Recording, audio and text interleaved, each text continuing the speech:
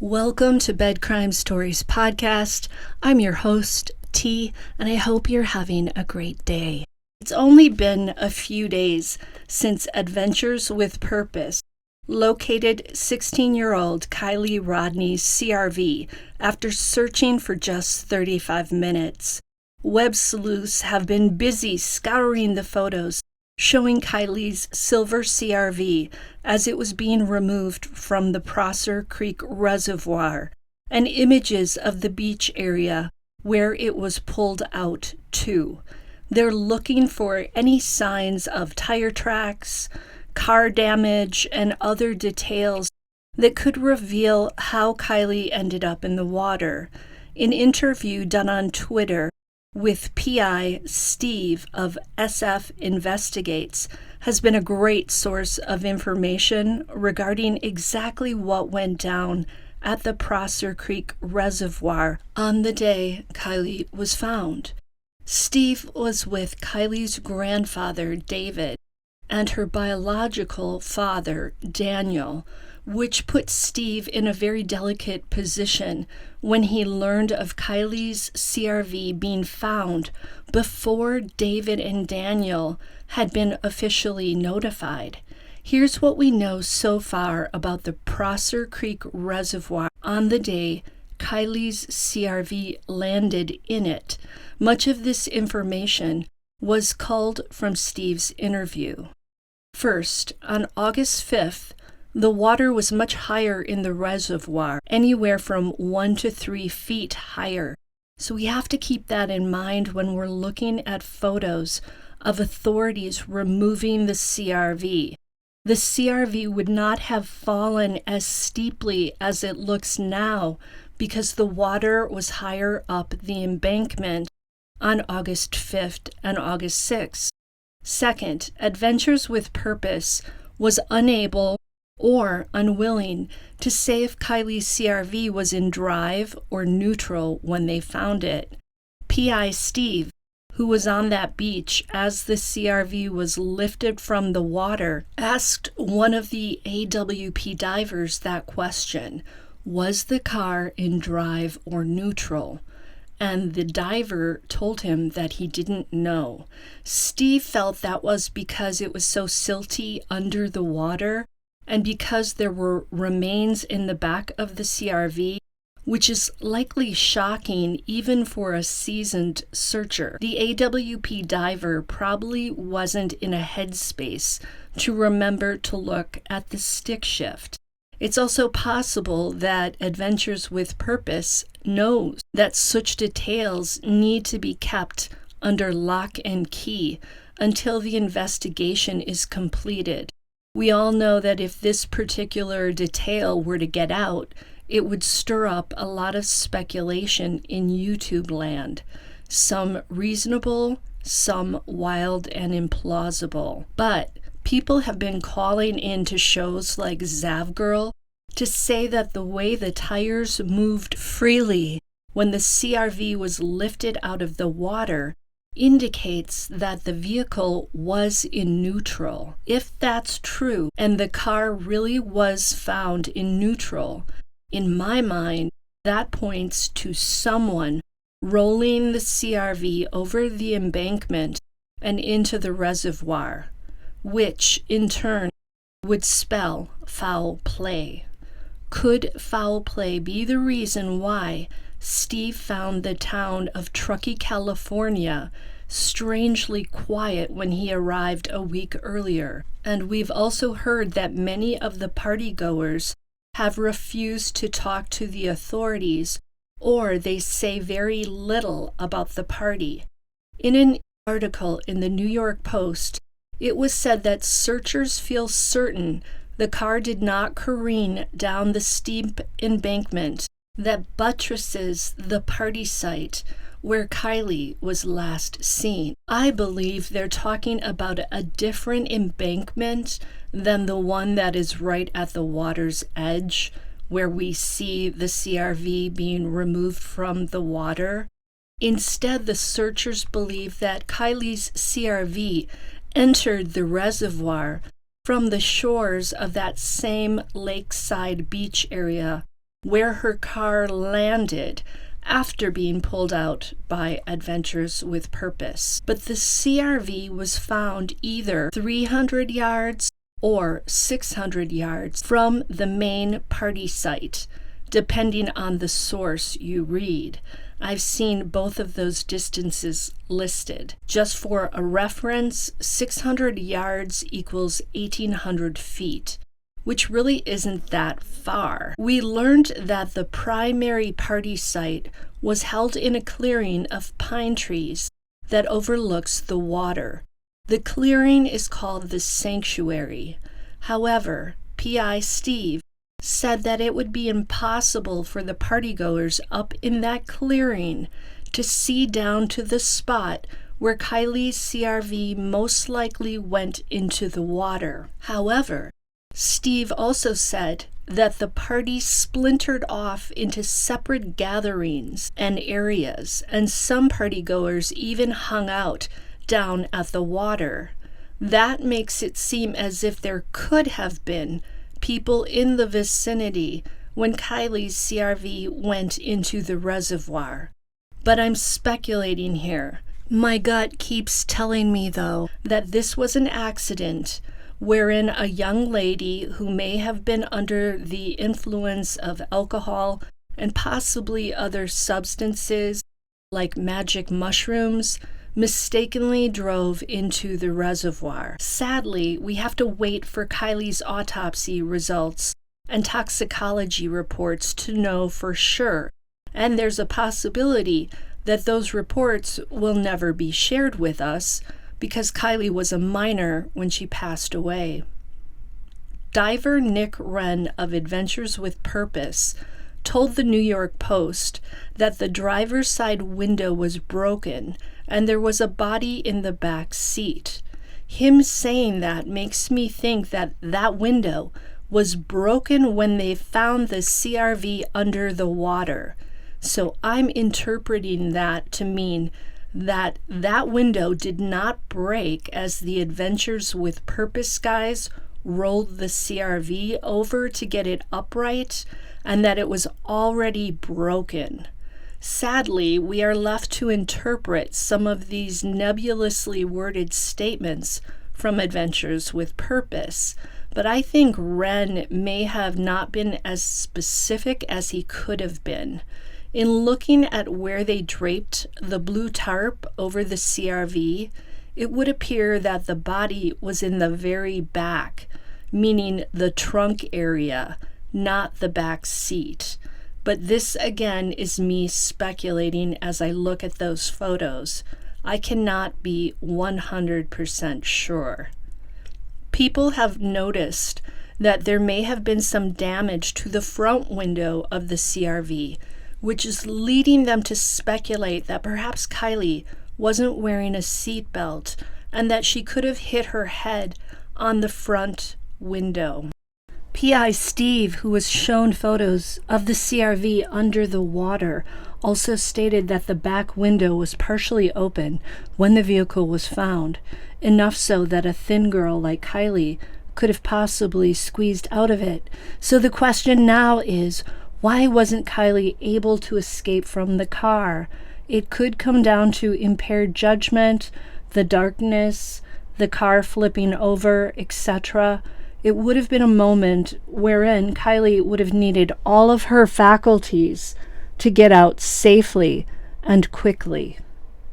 We've heard Sammy Smith say that she got a call from Kiely at 12:36 a.m., but that Kiely's phone last pinged at 12:33 a.m. How could Kiely call Sammy at 12:36 a.m.? And why would Kiely call Sammy to see if she had a ride when she'd already said that she told Kiely she had another ride and they hugged and said goodbye? Sammy talking so much and saying so many strange things is the reason we all initially saw red flags. Sammy said there was a sunroof on Kiely's CRV, yet no one can spot a sunroof on the vehicle. Why would Sammy say that if there was no sunroof? This, in my opinion, points to Sammy not really knowing Kiely as well as she said she did. There are huge red flags surrounding Sammy Smith. Her inserting herself into the case has led to her words being scrutinized. I listened to Duty Ron the other day, and he said there was a possibility that when law enforcement searched the Prosser Creek Reservoir, the CRV wasn't in it, and that someone could have brought the CRV to the reservoir post those initial searches. Take a listen to what Duty Ron said. In the live chat yesterday, while we were all listening to the press conference, I presented in the live chat, how do we know that Kiely Rodni drove that car into that lake on August 6th, on the night of Friday the 5th, going into Saturday, August 6th, 12:30, last communication.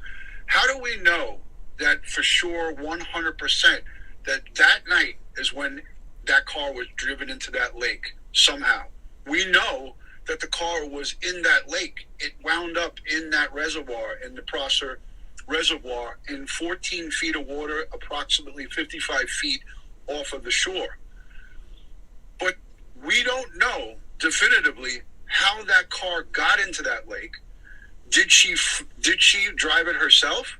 Did she pass out and behind the wheel and went into the lake in that car? Or did somebody else do that? So then I listened to Police Off the Cuff, and there the retired detectives were ripping on any idiot who would even consider the CRV being moved to the reservoir after the initial searches. They rightly pointed out that Kiely's phone last pinged half on land and half on water on August 6th at 12:33 a.m. near the Prosser Creek Reservoir. If the CRV wasn't in the water on August 6th at 12:33 a.m., why would it ping there? Listen to what they had to say.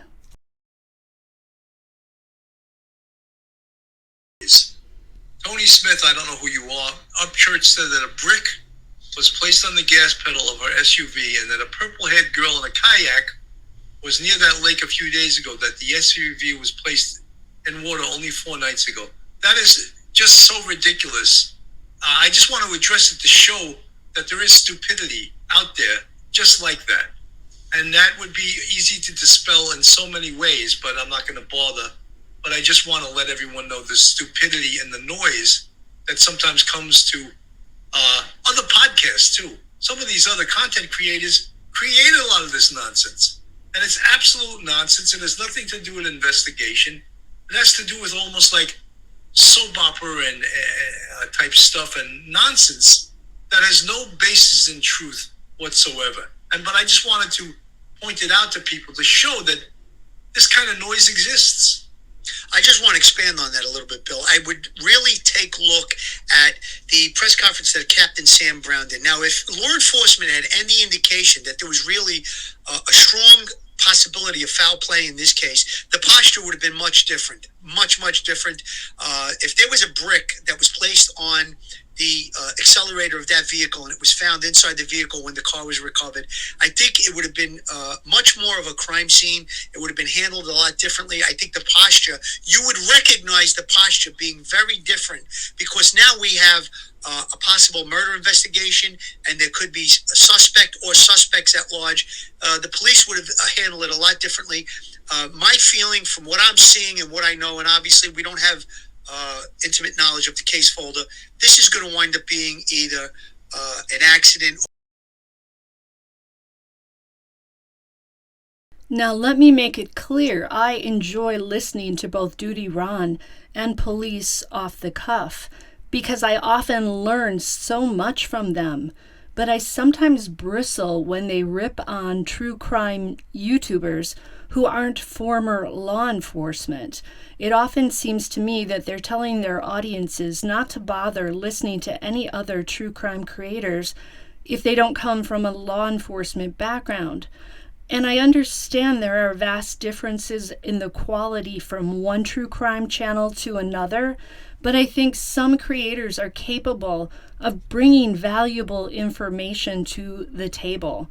So I felt that I had to point out the vastly different opinions of these two well-respected law enforcement creators to show that even they sometimes come up with different theories, and one person might think it's plausible and the other person might think it's utterly ridiculous. Now we're learning more about Kiely from her friends and coworkers. Kiely had a job at the Cha Fine Teas of Truckee tea shop, and her colleagues have said how hard she worked, how honest she was, and what a cool person she was.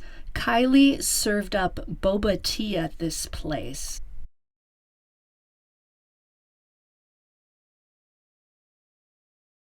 A state of shock and disbelief, knowing that the teen will no longer be returning home after going missing almost 2 weeks ago.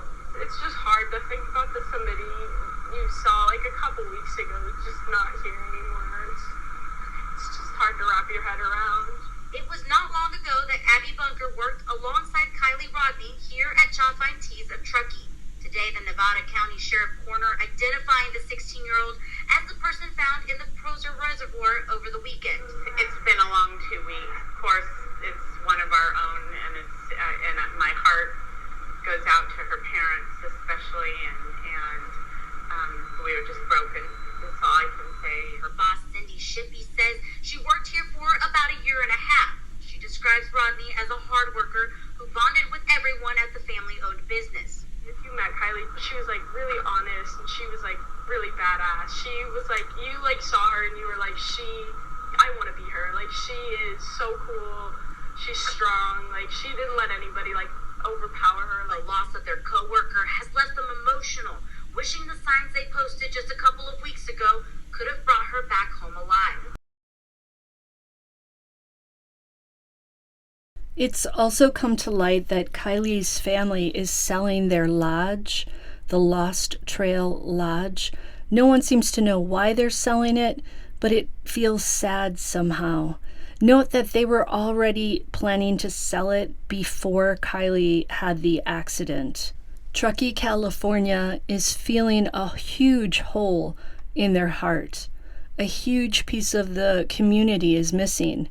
Kiely's story brings tears to all those who have a heart and a soul. We can only pray for Kiely's family and send them love and prayers and peace. Her former co-workers and boss telling me that they are still in a state of shock and disbelief, knowing that the teen will no longer be returning home after going missing almost 2 weeks ago. It's just hard to think about the somebody you saw like a couple weeks ago just not here anymore. It's just hard to wrap your head around. It was not long ago that Abby Bunker worked alongside Kiely Rodni here at Cha Fine Teas of Truckee. Today, the Nevada County Sheriff Coroner identifying the 16-year-old as the person found in the Proser Reservoir over the weekend. It's been a long 2 weeks. Of course, it's one of our own, and my heart goes out to her parents especially, and we were just broken. That's all I can say. Her boss, Cindy Shippey, says she worked here for about a year and a half. She describes Rodni as a hard worker who bonded with everyone at the family-owned business. If you met Kiely, she was like really honest, and she was like really badass. She was like, you like saw her and you were like, I want to be her. Like, she is so cool. She's strong. Like, she didn't let anybody like overpower her. The loss of their coworker has left them emotional, wishing the signs they posted just a couple of weeks ago could have brought her back home alive. I'm CBS 13's Madison Keevy here on the bank of the Prosser Creek Reservoir, just yards from where yesterday authorities pulled Kiely Rodni's car out of this water. It was found upside down in 14 feet of water around that. by an outside organization, Adventures with Purpose. We heard from law enforcement today about that, and moving forward, they say that they are still waiting for that official confirmation that the person found inside that car was indeed Kiely. I spoke to two family friends of the Rodni family today who said this was not the outcome anyone was hoping for. Just sorrow and hoping. She's very strong woman, but who can be strong?